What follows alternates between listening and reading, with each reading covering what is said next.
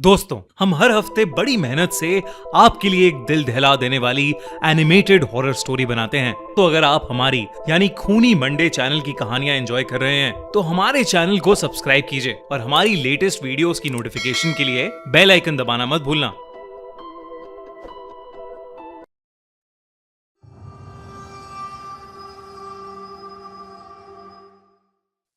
Secret Santa. दिसंबर का महीना था। मार्लिन न्यूयॉर्क की एक अकाउंटिंग फर्म में काम करती थी और बहुत ही ज्यादा एक्साइटेड थी क्योंकि क्रिसमस आने वाला था, जो कि उसका फेवरेट फेस्टिवल था। पूरा ऑफिस फेरी लाइट से चमक रहा था। लोग क्रिसमस ट्री सजा रहे थे और हर डेस्क पर सीक्रेट सांता के गिफ्ट्स थे। मार्लिन की डेस्क पर भी एक छोटा सा ब्लैक बॉक्स रखा था, शानदार ग्लॉसी पेपर और उसके फेवरेट पर्पल रिबन से सजा हुआ। मार्लिन ने बॉक्स खोला। अंदर एक छोटा सा क्रिसमस ट्री डेकोरेशन वाला सांता था। वैसे तो छोटे क्रिसमस डेकोरेशन वाले सांता मार्लिन को बहुत पसंद थे क्योंकि वो हमेशा उसे अपने घर पर क्रिसमस ट्री पर लगाती थी। पर वो सांता डेकोरेशन नई नहीं थी, पुरानी, गंदी, हर जगह से फटी हुई थी और उस पर काले धब्बे थे। उस सांता का एक हाथ टूटा हुआ था, फेस से पेंट हटा हुआ था और आंखों की जगह सिर्फ 2 सफेद डॉट्स बने थे। उस बॉक्स को मार्लिन ने तुरंत डस्टबिन में फेंक दिया क्योंकि वो बहुत ही क्रीपी था और वो अपना ध्यान भटकाने के लिए ऑफिस वालों के साथ क्रिसमस सेलिब्रेट करने लगी। मार्लिन को लगा कि उस सीक्रेट सांता वाले गिफ्ट की कहानी वहीं खत्म हो गई है। पर मार्लिन जब रात को सोई तो एकदम उसकी आंख एक अजीब सी हंसी से खुली। उसने आंखें खोली तो देखा कि वो सांता डेकोरेशन ठीक उसके बिस्तर पर थी, लेकिन एक इंसान जितनी बड़ी। इससे पहले मार्लिन कुछ समझ पाती, उस सांता ने अपने हाथों से उसका गला दबाना शुरू कर दिया। उसकी आंखों के सफेद डॉट्स धीरे धीरे बड़े होने लगे और उसमें से कीड़े निकलकर मार्लिन के पूरे शरीर पर चढ़ने लगे। तभी वो सांता जोर जोर से हंसने लगा और कहने लगा कि कल दूसरा गिफ्ट जरूर खोलना। और एकदम से मार्लिन की आंख खुल गई। उसने आसपास देखा तो कुछ नहीं था और सुबह हो गई थी। मार्लिन को लगा कि शायद उसने एक बहुत ही बुरा सपना देखा है। उस दिन मार्लिन ऑफिस पहुंची तो डेस्क पर दूसरा गिफ्ट रखा था। मार्लिन ने बॉक्स खोला तो अंदर एक ब्रेसलेट था, ह्यूमन हेयर से ब्रेड किया हुआ, ब्राउन स्ट्रैंड्स, हल्की सी कर्ल्स और एकदम रियल, जिसके बीच एक छोटा सा मेटल का हार्ट था और पीछे स्क्रैच मार्क से एक लाइन लिखी थी, आई एम राइट है, यानी मैं यही हूं। मार्लिन को ये देखते ही उल्टी आ गई। उसके कलीग्स ने उसका मजाक उड़ाया कि किसी ने शायद उस पर प्रैंक कर लिया। मार्लिन ने खुद को संभाला और एक फेक स्माइल देकर अपना काम करने लगी। पर उसको उस ब्राउन हेयर का शेड और वो कर्ल्स डिस्टर्ब कर रहे थे क्योंकि उसे याद आ रहा था कि उसने उन बालों को कहीं देखा है, जैसे वो किसी के बाल हो जिसे वो जानती थी, पर उसे याद नहीं आ रहा था। उस रात मार्लिन को एक अजीब सा डर सता रहा था। उसने अंदर से अपना दरवाजा बंद किया। तभी उसे फिर से पिछली रात वाली सांता क्लॉज की हंसने की आवाज आई और उसे फिर से ऐसा लगने लगा कि जैसे कोई उसका गला घोट रहा है।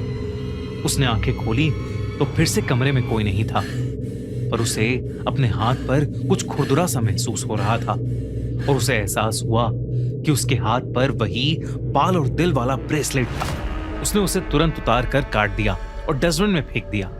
तभी उसे वही सपने वाली सांता की हंसी की आवाज आने लगी, पूरे होशो आवाज में, वो भी उसके ड्राइंग रूम से।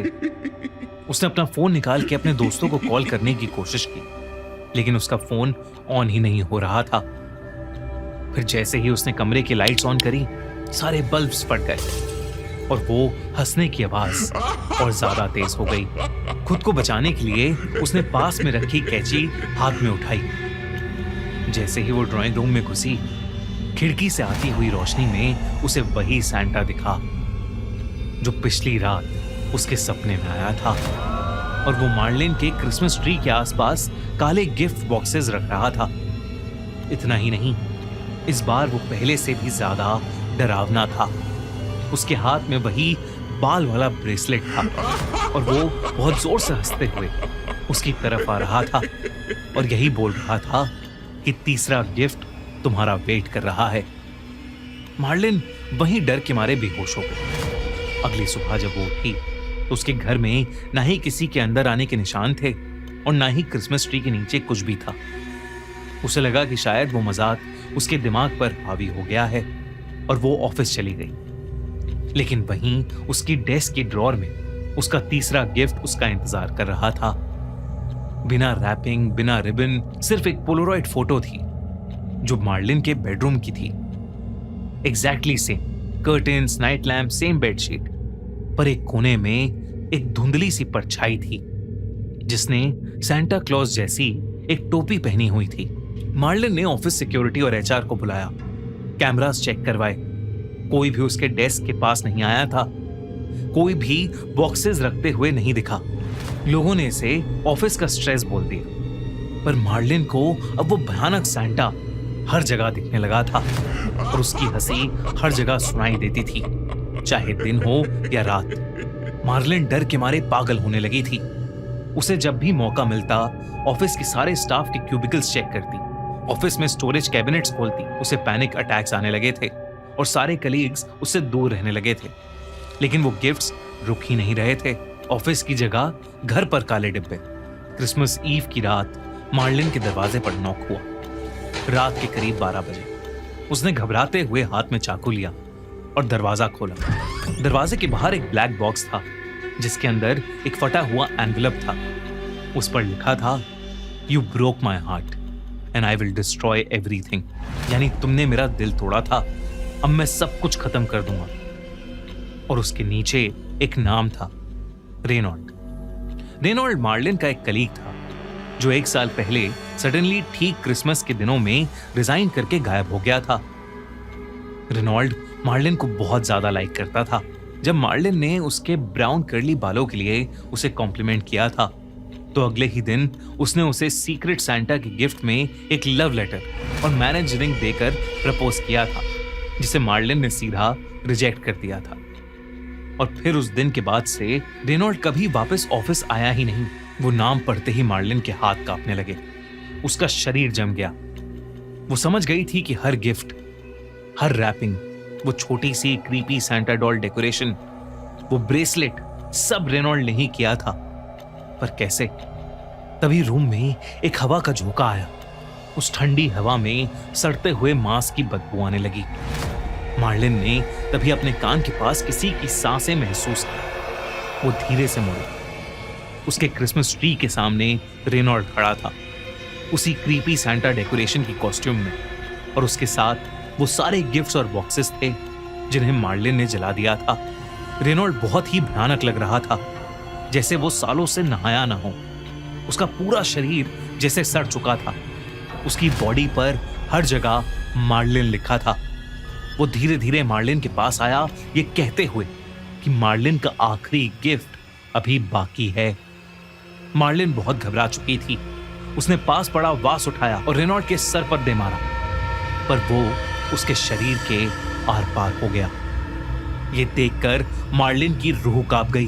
वो समझ गई थी कि रेनॉल्ड ने उसके प्यार में खुद को मार लिया था और अब वो उसे भी लेने आ गया था। इससे पहले कि मार्लिन कुछ कर पाती, रेनॉल्ड एकदम से उसके करीब आ गया। मार्लिन जोर से चिल्लाई।